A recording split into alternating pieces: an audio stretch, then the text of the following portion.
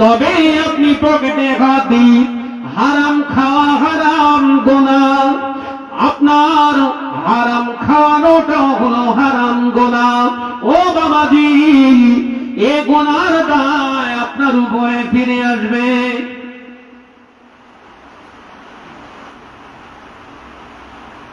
দ্বিতীয় নাম্বার শর্ত, যাকে দান করছেন ও দান পাওয়ার যোগ্য কিনা আপনাকে দেখতে হবে।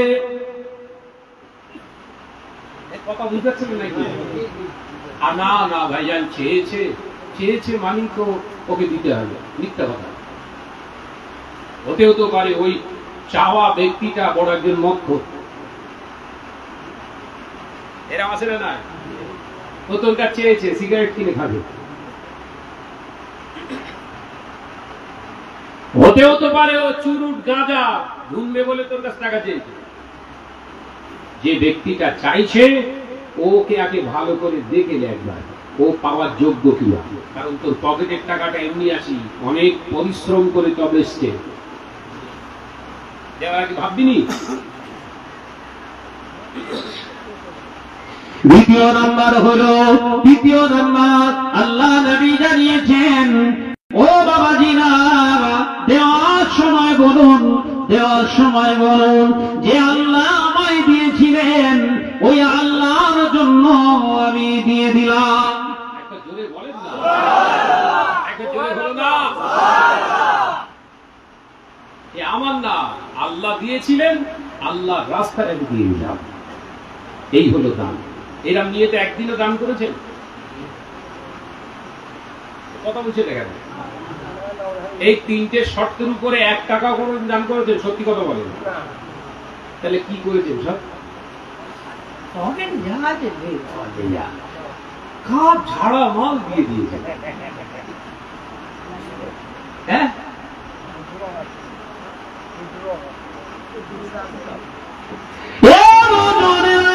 মুরব্বিয়ানা, গনেরা, ছেলেরা, বাচ্চারা, পর্দানশীনা মা ও বোনেরা, শুনে রেখে দিই, জেনে রেখে দিই, আল্লাহ নবী জানিয়ে দিলেন, ও বাবা সাহাবীরা, হাসরের মাঠে মহাময়দানে একদল দানি ব্যক্তি ধরা পড়ে যাবে। আল্লাহ নবী সাহাবীরা অবাক হয়ে গেলেন, ইয়া রাসূলুল্লাহ, হাবিবাল্লাহ, দানি ব্যক্তি কি করে ধরা পড়ে যাবে? আল্লাহ নবী বললেন, ও বাবা সাহাবীরা, ওই দানি ব্যক্তিটা ধরা পড়ে যাওয়ার কারণ হয়ে যাবে 3টে। 1 নাম্বার, হারাম মাল থেকেও দান করেছিল। দ্বিতীয় নাম্বার, নাম কামানোর জন্য দান করেছিল। তৃতীয় নাম্বার, দুনিয়ার জমিনে সবাই ওকে দানি ব্যক্তি বলে চিনবে, তার সাথে সাথে সবাই ওকে সম্মান করবে বলে দান করেছিল। এই জন্য আল্লাহ পাক ওই দানি ব্যক্তিটাকেও জাহান্নামী বানিয়ে দেবে। তিরমিজি শরীফে এসেছে হাদিসটি, বর্ণনাকারী হযরত আবু হুরায়রা রাদিয়াল্লাহু তাআলা আনহু, মিশকাতুল মাসাহাবি বলে একটা হাদিসের কিতাব আছে, তার ভিতরে হাদিসটা এসেছে। দান করবেন ইচ্ছা মতো। বড় বড় সব মসজিদ তৈরি হচ্ছে এলাকায়, দেখেছেন? আর পুরাতন ধসে যাওয়া মসজিদ আছে, টালি কর্কেট টিনের আছে, আর কম নাই বাবা, শীতে বেড়া দিয়ে ঘেরা মসজিদ আর আছে, সব পাথর দিয়ে ঘিরে রেখেছে মসজিদ। আরে মসজিদে এসি লাগা, এত গরমে নামাজ হয়, ফতোয়া দিচ্ছে কে? এলাকার টপ আর সুদ। এলাকার টপ র্যাঙ্কের লটারি খোর ফতোয়া দিয়ে দিয়েছে, এত গরমে নামাজ হবে না, গাজে গামজেচ্ছে আবার নামাজ। লটারি করে ফতোয়া কাজে লেগে গেছে। কমিটির ছেলেরা বলছে কোনো কথা হবে না, ভাই যে কথা বলেছে একদম সঠিক কথা বলেছে। এসি কোথায়? 100 টাকা নেই। হঠাৎ করে একজন দাঁড়িয়ে বলছে, যা আমি 2টা এসি দিয়ে দিলাম। কে সে? হঠাৎ করে যে দাঁড়িয়েছে, 2টো এসি দেবে কে? সুদের কারবার করে, ও 2টো এসি লাগিয়ে দিয়েছে। ও মসজিদের ভিতরে তোলপাড় হয়ে যাচ্ছে, দেখেছিস? শাহনাজ ভাই সুদখোর হতে পারে, কিন্তু কোল গ্যাস। কথা বলছি ঠিক না? বুঝতে বলে কি বলছে? শাহনাজ সুদখোর হতে পারে, হয়তো হারাম কাজ করে, হারামের লেনদেন করে, কিন্তু কলগে কত বড় দেখ, 2খানা এসি কমপক্ষে 90,000 টাকা দাম। ইমাম সাহেব হাত তুলে দোয়া করছে, আল্লাহ আল্লাহ আমার শাহনাজ ভাইয়ের দানকে কবুল করো, আল্লাহ পাক আমার শাহনাজ ভাইয়ের কাজ কারবারে বরকত দান করুন। এই ইমাম সাহেবের কবরে বাস করবে, কথা বুঝাচ্ছিলেন নাকি? বললি তো ইমাম সাহেবরা 70 হয়ে যাচ্ছে, এইসব বাস করার দরকার নেই। শাহনাজ ভাই লম্বা ঘটনা ধর, আমরা কোরআনের আয়াত কোন শুধু অনুবাদ বলে বলে বেরিয়ে যা, কিচ্ছু কোনো দিকে খোঁচা মারার দরকার নেই। মানে ও নিজে জাহান্নামে যাবে, আমাকেও জাহান্নামে নিয়ে যাবে। রাগ করছো বাপ? চলছে তো? মসজিদ কার ঘর? জোরে বলেন। আল্লাহ পাক না না পাক? জোরে বলছেন না? আল্লাহ যদি পাক হয় মসজিদটা হবে পাক না না পাক? সুদটা পাক না না পাক? সুদখোরের টাকাটা পাক না না পাক? ও দান কি মসজিদে ঢোকানো গোনা না সওয়াব? দেখে ঢোকাচ্ছে। কোন মসজিদ কমিটি বিবৃতি দিয়েছে যারা হারামের সঙ্গে লেনদেন করেন আপনারা হারাম টাকা মসজিদে দেবেন না? একটাও বোর্ড লেখা আছে? কথা বলে না তো? জায়গায় ঘা পড়ে গেছে।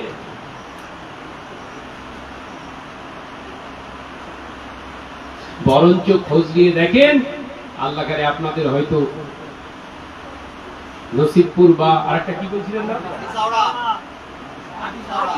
আটিশাওড়ায় হয়তো এরকম নেই। মসজিদের অধিকাংশ কমিটিরাই হারামখোর।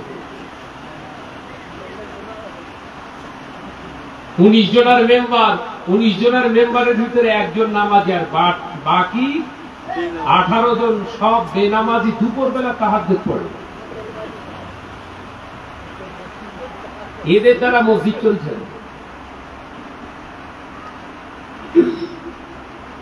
সভাপতি হবে কে? ওই যে দাড়ি কাটে, যে ঘন ঘন, যে দাড়ি নেই, সভাপতি। সেক্রেটারি কে? দাঁড়িয়ে দাঁড়িয়ে পেচ্ছাপ করে, যে সেক্রেটারি। ক্যাশিয়ার হবে কে?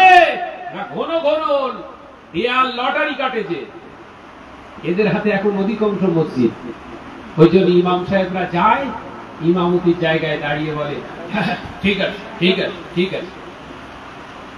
লটারির বিরুদ্ধে ওয়াজ করলে চল যাও, ছুটি, লেডিস সিট, উঠে পড়ো।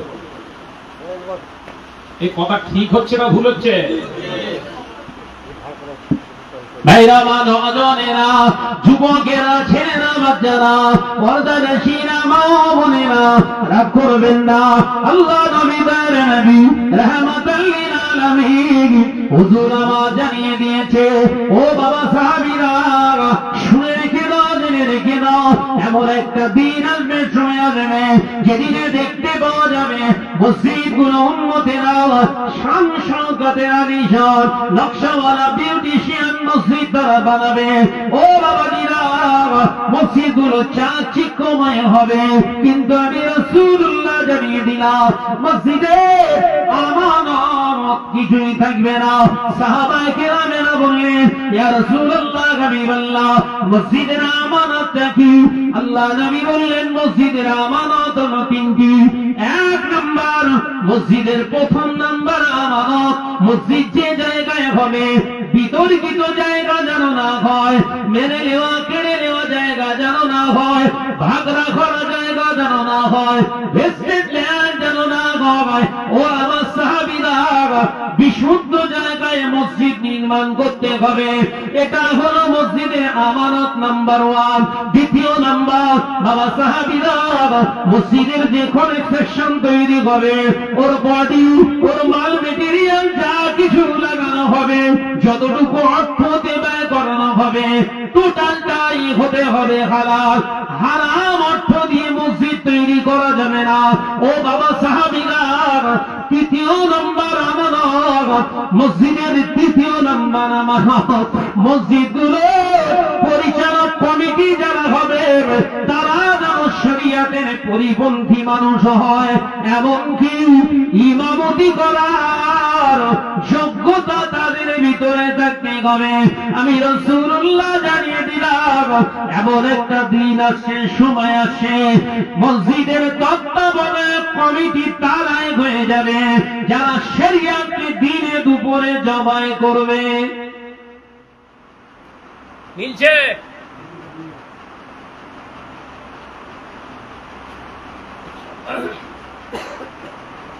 আমার আলোচনা বুঝতে পারছেন তো?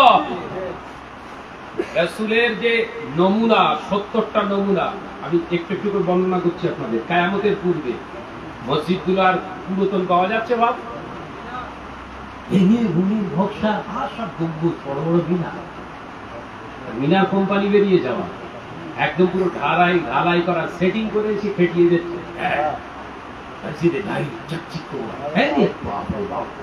তৈরি করছে কে? মসজিদের মিনার তৈরি করা নিয়ে মাথা কাজ করছে না, দুটোই বেনামাজি, নামাজ পড়ে না।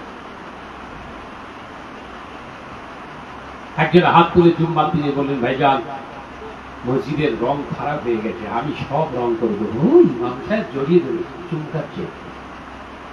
মসজিদে রং করতে গেলে কমপক্ষে 50 থেকে 55,000 টাকা খরচা, টোটালটা করে দিয়ে বলছে তকবীর দাও, নারায়ে তাকবীর, আল্লাহু আকবার, নারায়ে তাকবীর, আল্লাহ, শাহনাজ ভাই জিন্দাবাদ। শাহনাজ ভাইকে লটারি খোর 50,000 টাকা 55,000 টাকা খরচ করে মসজিদে কালারিং করে দিয়ে চকচকে ঝকঝকে। নামাজ হচ্ছে তো? এক কথা বলছেন না কেন? ওই সুদখোরের দেওয়া, লটারি খোরের দেওয়া মার্বেল, পাথর, এসি, ফ্যানের নিচে নামাজ পড়ছেন, নামাজ হচ্ছে তো?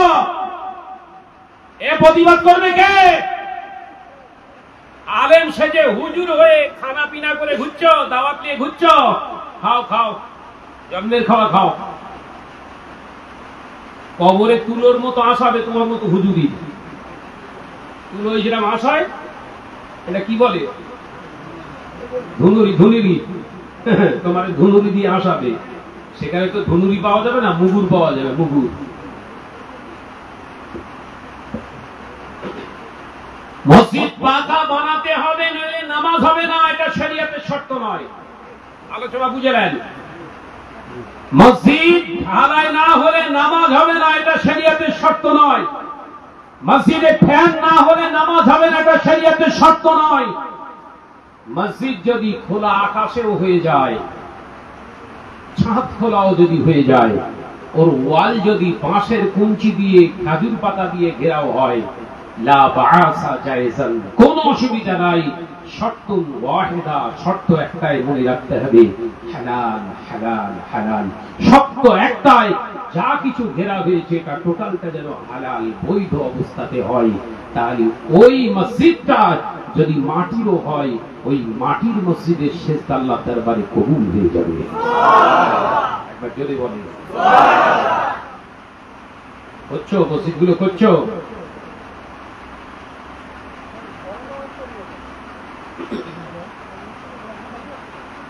ভাইজান কি করবো এই পরিস্থিতিতে? এখন নামাজ পড়বো কোথায়? ওই মসজিদে নামাজ পড়। মসজিদে নামাজ যখন পড়তে যাবি, পকেটে করে টাকা নিয়ে যাবি, 5 টাকা 10 টাকা ডিব্বায় ফেলে দিয়ে চলে আসবি, ভাড়া হিসাবে নামাজ পড়। তাহলে বাঁচার রাস্তা নেই। এই কথা বুঝতে পারছেন না নাকি? এছাড়া আর কোনো ফতোয়া নেই আমার কাছে। বাঁচার রাস্তার কোনো আপনি দেখতে পাচ্ছি না। মসজিদে ঢুকে নামাজ পড়বেন, চাকচিক্য থেকে যেন ভুলে যাবেন না। সন্দেহ হলে, ডাউট হলে পকেট থেকে 5 টাকা ডিব্বায় ফেলে দিয়ে চলে আসবেন। মসজিদে নামাজ পড়েছিলাম, দান নয়, ভাড়া দিয়ে চলে এলাম। দানের নিয়ত না। কথা মাথায় ঢুকছে? কেন কেন কেন বললাম? এই মসজিদটা তৈরি হয়েছে কোন অবস্থাতে, কে দিয়েছে? আর অধিকাংশ মসজিদ কমিটি এইরকম হয়ে যাবার কারণে কঠিন একটা সিচুয়েশন তৈরি হয়েছে। ভাই আমার বাবাজিরা আমার, মসজিদ মাটির ছিল, মসজিদগুলো টালির ছিল, মসজিদগুলো কর্কেট টিনের ছিল, মসজিদগুলো অ্যালবেস্টারের ছিল, মসজিদগুলো ছিটে বেড়া ছিল। ও বাবাজিরা, 30 30-40 বছর আগেকার মসজিদে পাখা ছিল না, ফ্যান ছিল না, লাইট ছিল না। 35 বছর আগে মসজিদে মুসলমান গরম সহ্য করে হাত পাখা ওই তালের পাতা দিয়ে তৈরি করা পাখায় হাওয়া টেনে টেনে নামাজ পড়েছে। এশার নামাজ আদায় করে ওই গরমে নামাজ আদায় করে বাড়িতে গিয়ে খাওয়া দাওয়া করে শুয়েছে। ওই শয়ন কক্ষে গভীর রাতে স্বপ্ন যোগে ওই মাটির মসজিদে নামাজ পড়নেওয়ালা মুসল্লিকে রাসূলুল্লাহ দিদার নসিবি হয়ে গেছে।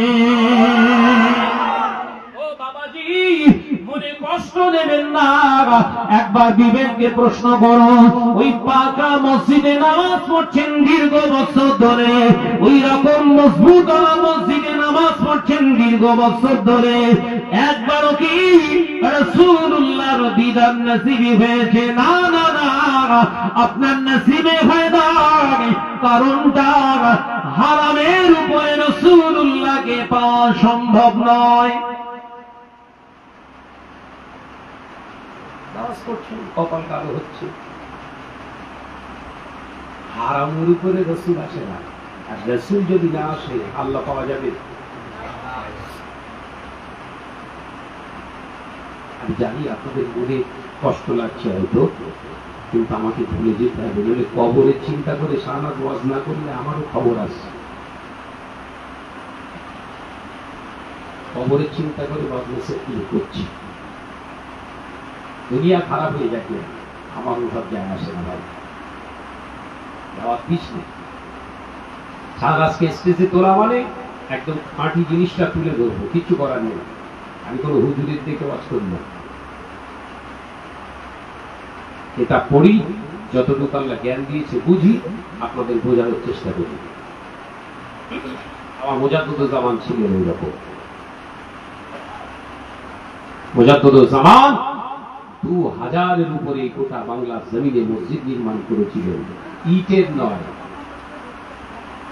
মসজিদগুলো হুজুর নির্মাণ করেছিলেন কাদা মাটি, যারা টাকা অর্থ হালাল দিতে পেরেছিলেন তাদের পাকা মসজিদ।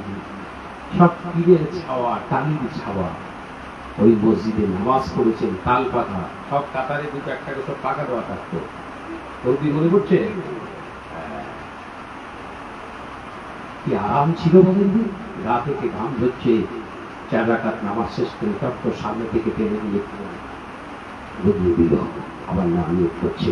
নামাজ শেষে বসে বসে দরুদ শরীফ পড়তে পড়তে মসজিদে একটু গঙ্গাচ্ছন্ন ভাব এসে গেছে। লাইট ফাইট, মোমবাতি, হারিকেন, হ্যাঁচাক ধরিয়ে নামাজ হচ্ছে। মুরুব্বি একটু ঘুমিয়ে গেছে, হঠাৎ করে চিনিয়ে গেছে, ইয়া রাসূলুল্লাহ, ইয়া রাসূলুল্লাহ। কি হলো কি হলো কি হলো? রাসূলুল্লাহকে দেখতে গিয়েছে একবার দেরি বলে হচ্ছে, সবার হচ্ছে মসজিদে এরকম ট্যাঙ্ক বিছিয়ে বসে রে বুকি মাপছে হাওয়া দেখাচ্ছি, ভাববেন না খারাপ। হাই স্পিড ফ্যান, ফ্যান দুটো লম্বা করে দিয়ে মুরব্বি এরকম বসে আছে, ঘুড়ি তো এইরকম।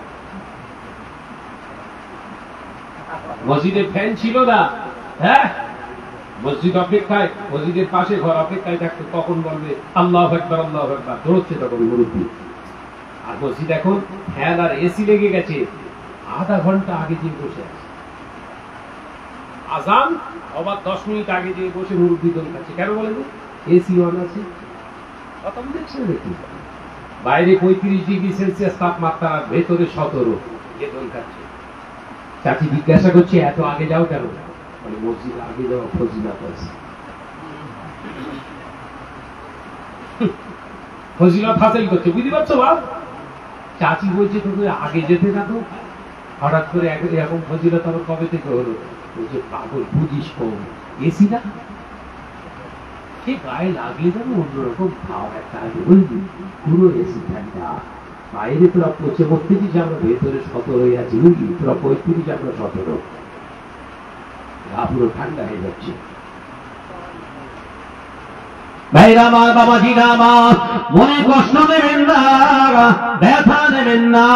আমি আপনাদের ভাই মোহাম্মদ শাহনওয়াজ বলে যাই, শুনে রেখে দিন। জেনে রেখে দি হারাম করে দেওয়া ওই এসিতে ঠান্ডা আপনার চেহারা হতে পারে, আপনার আমল কিন্তু গরম হয়ে যাচ্ছে, কবরটা গরম হয়ে যাচ্ছে।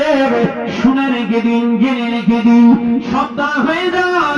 মসজিদগুলোকে শরিয়াতের শর্ত সাপেক্ষে তৈরি করার চেষ্টা করুন। ও বাবাজিরা, বছর বছর বছর বছর রং করার প্রয়োজন নাই, 10 বছর পরেও রং করার দরকার নাই। মসজিদে যদি রং নাও হয় গুনাহ হবে না, কিন্তু মসজিদে যদি ওই রংটা হারাম করে দেওয়া রং হয়ে যায়, ওই মসজিদে নামাজ পড়া হারাম হবে না। 100 বছর ধরে ওই মসজিদে সিজদায় পড়ে থাকলে আল্লাহ আল্লাহ রাসূলকে পাবেন না। আল্লাহ নবী দয়ার নবী রাহমাতাল লিল আলামিন মক্কা থেকে হিজরত করে মদিনা থেকে রওনা হলেন। তোবা পড়লেন আল্লাহ নবী, বাহন সওয়ারি আল কাসওয়া নামক ওই উটটা হাঁটু গেড়ে সিজদায় পড়ে গিয়েছে। আল্লাহ নবী বললেন, বাবা আবু বকর, ও বাবা আবু বকর, এইখানে আমাদের আজকে তাবু তৈরি করো, এই কোবা পল্লীতে আজকে আমরা থাকবো। আল্লাহ নবী সাহাবী হযরত সিদ্দিক একবার তাবু তৈরি করলেন। আল্লাহ নবী 1 দিন 2 দিন 4 দিন অবস্থান করেছিলেন। আল্লাহ নবী মত প্রকাশ করলেন, বাবা আবু বকর, এই জায়গায় আমি একটা মসজিদ তৈরি করতে চাই। হযরত সিদ্দিক একবার আবু বকর সিদ্দিক রাদিয়াল্লাহু তাআলা আনহু বলেছিলেন, ইয়া রাসূলুল্লাহ, হাবিবাল্লাহ, এই জায়গাটা দুটো ইতিম বাচ্চার, ইতিমদের জায়গা, এই জায়গাটা। আল্লাহ নবী বলেছিলেন, না, ইতিমের সম্পদ হরণ করে তাদের নিঃস্ব করে দিয়ে আমি রাসূলুল্লাহ মসজিদ তৈরি করতে আসিনি না। হাদিস বলছি, কোনো কাহিনী টাইনি না। ইসলামের প্রথম মসজিদ নির্মাণ হচ্ছে।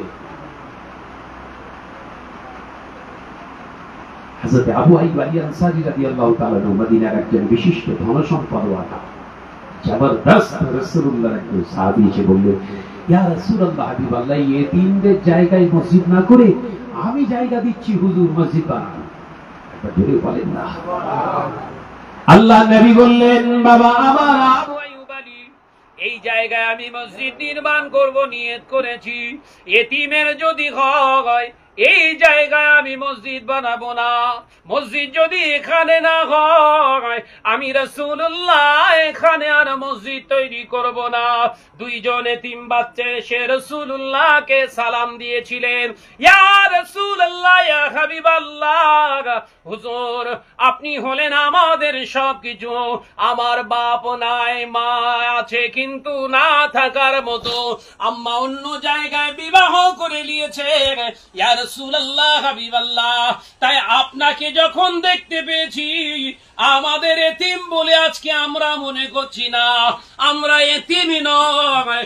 যেখানে রাসূলুল্লাহ আছে সেখানে সবকিছু সম্ভব আছে। একবার জোরে বলে রাসূলুল্লাহ এই 2টি বাচ্চার কথা শুনে অবাক হয়ে গিয়েছিলেন। ঠিক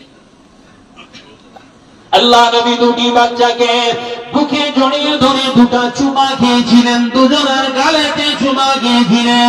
ইয়া রাসূলুল্লাহ, হাবিবাল্লাহ, আমরা শুনেছি আপনি এখানে মসজিদ নির্মাণ করবেন। ইয়া রাসূলুল্লাহ, হাবিবাল্লাহ, হুজুর নিশ্চিন্তে আপনি মসজিদ নির্মাণ করুন। আপনি যখন আমাদের পেয়ে গিয়েছেন আমাদের আর ধন সম্পদের দরকার নাই। একবার জোরে বলে আপনি এসে গেছেন মানে আমরা সম্পদ পেয়ে গেছি, আমাদের আর কিছু দরকার নেই, দিয়ে দিলাম। একবার জোরে বলে ও নওজওয়ানেরা, মুরব্বিয়ান বোনেরা, ছেলেরা, বাচ্চারা, পর্দানশীরা, মা ও বোনেরা, হযরতে আবু আইয়ুব আনসারী রাদিয়াল্লাহু তাআলা আনহুকে আল্লাহ নবী বলেছিলেন, ও আমার সাহাবীরা, এই জায়গাটা আমি নেব, কিন্তু তাদের ন্যায্য পাওনাটা দিয়ে দেব। তোমরা কি পারো না এই জায়গাটাকে ন্যায্য দামে ক্রয় করে নিয়ে ন্যায্য মূল্যে ক্রয় করতে? আল্লাহ নবী সাহাবী হযরত সিদ্দিক বলেছিলেন, ইয়া রাসূলুল্লাহ, হাবিবাল্লাহ, আমি আবু বকর তো তেমন কিছু নিয়ে আসতে পারিনি, আপনার হিজরতের সঙ্গে আমি আবু বকরের তরফ থেকে আমি 400 দিরহাম আল্লাহর রাস্তে দান করে দিলাম। জোরে বলো পকেটে টাকা আছে, হালাল টাকা, গরিব চাচ্ছে আমার 10টা টাকা দেন না, নি চল যা, চল চল চল চল চল চল যা, বলছেন নি, পকেটে টাকা আছে।